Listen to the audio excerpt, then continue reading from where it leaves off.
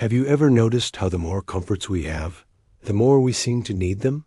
A perfectly brewed coffee, high-speed internet, a climate-controlled room.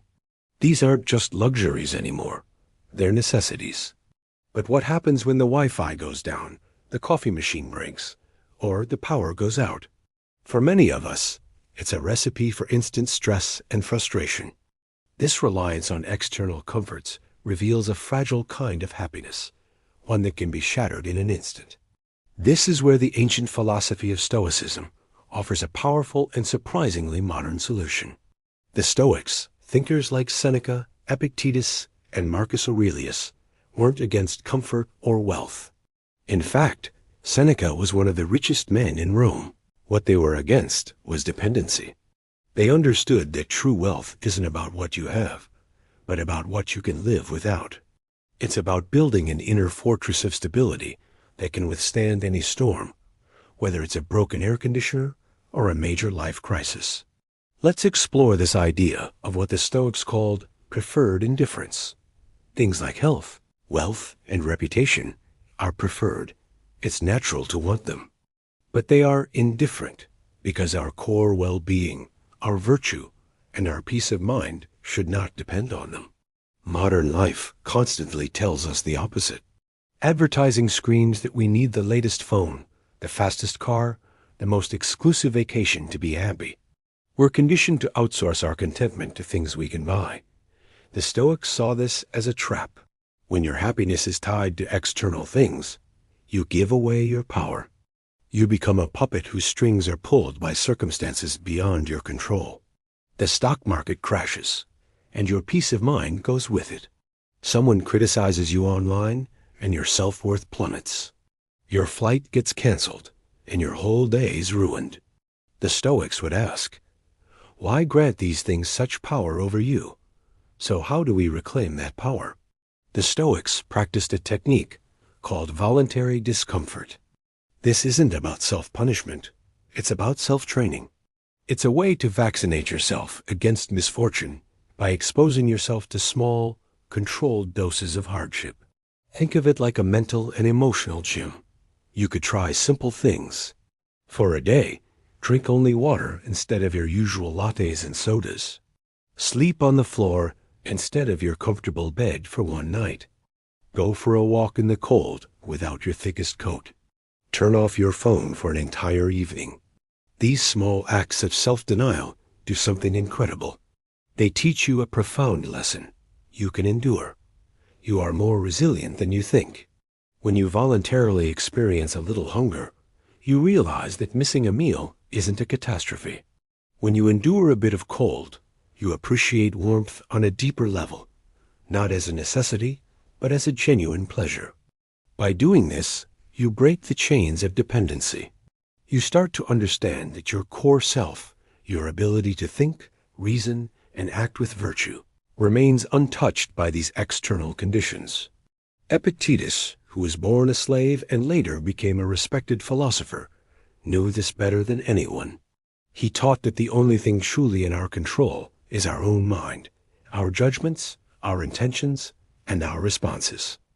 Everything else, our body, our possessions, our reputation, is ultimately outside our control. The modern world works hard to make us forget this. We're sold the illusion of control through technology and consumerism. Got a problem?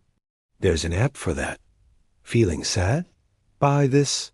But this externalized control is fragile. The Stoic path is about cultivating internal control. It's about focusing your energy on what you can actually influence, your character. This is the source of unshakeable stability. A person who has practiced enduring small discomforts won't be easily rattled when big challenges arise. They've trained for it. They know they can rely on themselves.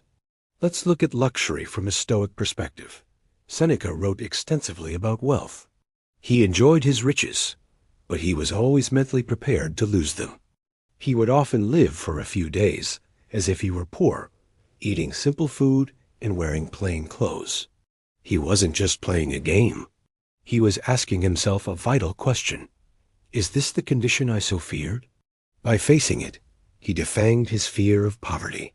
He knew that if he lost everything, he would still have his most valuable asset, his mind and his virtue. This is the ultimate freedom. It's not the freedom to buy anything you want. It's the freedom from being owned by the things you have. It's knowing that your happiness and inner peace are not for sale. They are forged from within. How can we apply this in our hyper-convenient world? Start small. Identify one comfort you feel overly dependent on. Maybe it's listening to music every time you're in the car, or ordering food delivery whenever you don't feel like cooking. For one day, choose to go without it. Don't just endure it. Pay attention to your feelings. Notice the initial urge, the slight discomfort, and then notice the moment it passes. Notice that you are okay. You survived. This practice rewires your brain. It loosens the grip that modern luxuries have on your psyche. You begin to appreciate things more when you have them, but you don't panic when you don't. Your baseline for happiness is no longer set by a 5-star hotel, but by your own inner resilience. Imagine a life where you are not terrified of losing your job, because you know you can adapt and live simply. Imagine not being devastated by criticism, because your self-worth comes from your own character, not from others' opinions. Imagine feeling a quiet confidence during a blackout or a travel delay, while everyone else is panicking. This isn't a superpower. It's a skill. And it's a skill that the Stoics taught us how to build, one small, voluntary hardship at a time. The goal isn't to become an ascetic monk and reject all worldly goods. The goal is to become the master of your own life, not a slave to your comforts. It's about building a foundation so strong that no external event can shake you. True wealth is not a bulging bank account. It's an unbreakable spirit. It's the inner peace that comes from knowing you have everything you truly need right inside you. So the next time you feel a pang of anxiety because your favorite coffee shop is closed or your internet is slow, see it as an opportunity, a chance to practice, a chance to remind yourself that your well-being doesn't come from a cup or a cable. It comes from you. By embracing a little voluntary discomfort, you are not losing luxury.